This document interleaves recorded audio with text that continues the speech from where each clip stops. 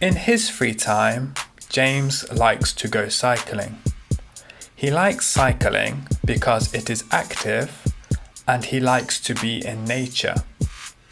James goes cycling once a week. He likes to go at the weekend. His favourite season to go cycling is in the autumn.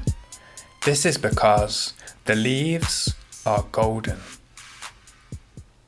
In her free time, Sam likes to bake.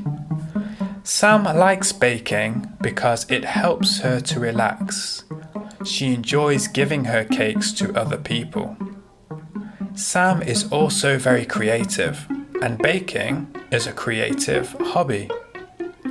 Her favourite time to bake is Christmas. She loves to make Christmas pudding for her family. Ben loves to dance. In his free time, he practices hip-hop dancing. Ben dances every night of the week. Ben loves dancing because it keeps him fit and he likes to express himself. His favourite type of dancing is breakdancing. Ben wants to dance on the stage one day. Laura also likes to dance. Laura dances ballet. She began learning ballet when she was a small child. Laura likes ballet, but it can be painful.